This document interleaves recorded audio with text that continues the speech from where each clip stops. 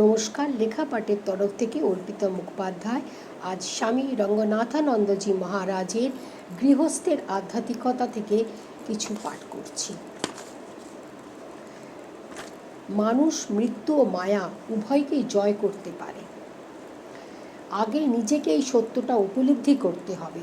অন্যের উপলব্ধির দ্বারা নিজের কোনো কাজ হবে না। বিবেক চূড়ামণি গ্রন্থে শঙ্করাচার্য বলেছেন, তোমার ক্ষুধা পেলে নিবৃত্ত তা তোমাকেই করতে হবে, নিজেকে খেতে হবে। তোমার হয়ে যদি কেউ খায় তাহলে তোমার পেট ভরবে না। সত্যকে তোমার নিজেকে জানতে হবে। বেদান্ত শাস্ত্রে এই কথাটা বারবার বলা হয়েছে। তাই আমরা আমাদের সমগ্র জীবনব্যাপী বেদান্তের এই চমৎকার ভাবনাগুলিকে পাই। কিন্তু বিগত 1000 বছরের মধ্যেও আমরা এই সকল ভাবনাগুলো সামান্যতম কিছু কার্যে পরিণত করিনি।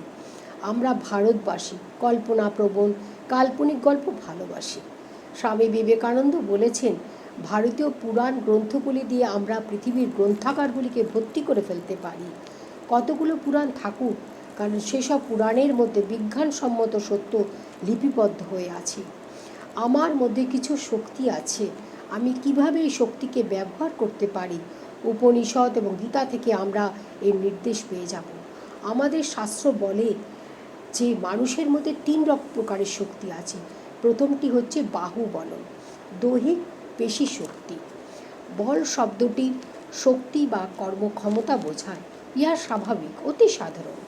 বর্তমানকালে আমরা এই শক্তিকে রকেটের সাহায্যে বহু গুণ, লক্ষ লক্ষ গুণ বর্ধিত করতে সক্ষম হয়েছি। একে আমরা অশ্বশক্তিও বলি। এই শক্তিশালী রকেটগুলো মানুষকে চন্দ্রলোক পর্যন্ত পাঠাতে পারে। এই হলো কারিগরি বিদ্যার সাহায্যে পেশি শক্তিকে প্রচণ্ডভাবে বহুগুণিত করার দৃষ্টান্ত। দ্বিতীয় হলো আমাদের বুদ্ধি বলম, বৈদিক শক্তি। বিশ্ববিদ্যালয়ে গিয়ে বই পড়ে এবং বিজ্ঞানের সব কিছু জেনে বৈদিক শক্তি সঞ্চয় করা হলো বুদ্ধি বলম। কিন্তু এটাই কি সব কিছু? বর্তমানকালে জানা, শোনা এবং জ্ঞান সঞ্চয় করা এই বাহুবলম এবং বুদ্ধি বলম পর্যন্তই। কিন্তু আমাদের শাস্ত্র বলছে না, এরপর আত্মবলমও আছে, আধ্যাত্মিক শক্তি আছে। এই শক্তি হচ্ছে অসাধারণ দুর্দান্ত শক্তি। এই শক্তির সঙ্গে কোনো কিছুর তুলনা চলে না। এই আত্মবলমকে আমরা কিভাবে জানতে পারি? এটাই হলো বর্তমান মনুষ্য জাতির সর্বপ্রধান জ্ঞাতব্য জিজ্ঞাসা। এর উত্তর আবিষ্কার করাও তারই কর্তব্য। কিন্তু এই আত্মবলম বা সর্বাপেক্ষায় গুরুত্বপূর্ণ এই শক্তিকে আমাদের আবিষ্কার ও অর্জন করতেই হবে। প্রতিনিয়ত মানুষের কাছে নানান প্রলোভন এসে উপস্থিত হচ্ছে, কিন্তু মানুষের ক্ষমতা নেই এগুলোকে দমন করে। বুদ্ধিবলের সেই ক্ষমতা নেই, কিন্তু আত্মবল তা করতে পারে। সামান্যতম একটু আত্মবলম সকল প্রলোভনকে দূরে সরিয়ে দিতে পারে। ছোট বা বড় যে কোনো ব্যক্তির প্রলোভনের ফলে প্রতিদিনই আমাদের সমাজ নানানভাবে দুর্ভোগ ও লাঞ্ছনা ভোগ করছে। নারীরা কষ্ট ভোগ করছে, মেয়েরা ছেলেরা সবাই কষ্ট ভোগ করছে। এই জন্যই আমরা বহুবিধ ক্রমবর্ধমান সামাজিক সমস্যার সম্মুখীন হচ্ছি। সেই জন্যই আমাদের মনকে এবং প্রলোভনকে দমনের জন্য আমাদের আত্মবল বিকাশের প্রয়োজন আছে।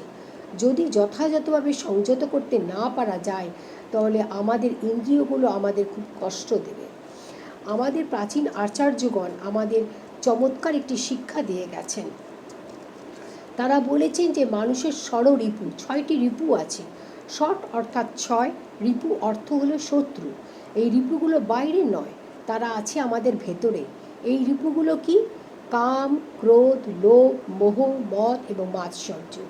এগুলি হলো প্রত্যেকটি মানুষের অন্তরের 6টি রিপু।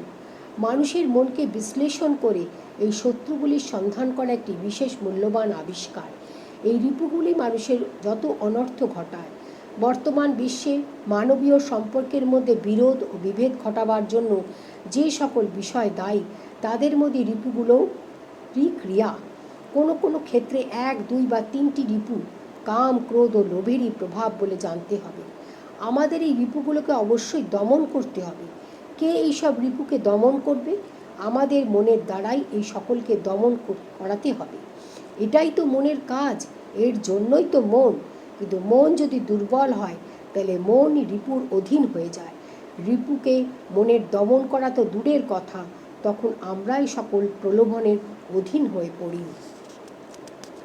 কারণ বর্তমান স্নায়ুবিজ্ঞান বলছে যে মানুষের উন্নততর মস্তিষ্ক শক্তির উদ্দেশ্যই হলো মানুষের সমগ্র ইন্দ্রিয়ের কার্যগুলোকে নিয়ন্ত্রণ করা।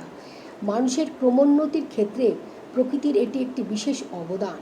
কিন্তু যদি মানুষের উন্নততর মস্তিষ্ক সমগ্র ইন্দ্রিয় গ্রামের দাসে পরিণত হয়, তাহলে সকল নৈতিক মূল্যবোধেরই অবক্ষয় হয়ে যাবে। দুঃখের বিষয়, বর্তমান যুগে বহু লোকেরই তা হয়েছে। এইরূপ অবস্থা হলে কুকুরের মাথা তার লেজকে নাড়াবে না, তার লেজই তার মাথাকে নাড়াবে। আজকাল দিন দিন অধিকাংশ লোকের ক্ষেত্রে এইরূপ ঘটনাই ঘটছে। এর জন্য দিন দিন নানান সামাজিক সমস্যা, দুঃখ কষ্ট বেড়েই চলছে। সুতরাং আমাদের মস্তিষ্কের ক্রিয়াটি যেন সচেতন, স্বাধীন থাকে এবং ইহা যেন আমাদের সকল ইন্দ্রিয় গ্রামকে পরিচালনা করতে সক্ষম হয়। তাহলে এই সকল রিপু আর মাথা তুলতে পারবে না এবং ব্যক্তি সমাজকে বিব্রত করতে পারবে না। এই রিপুগুলিকে মানুষ দমন করতে সক্ষম হবে। প্রণাম।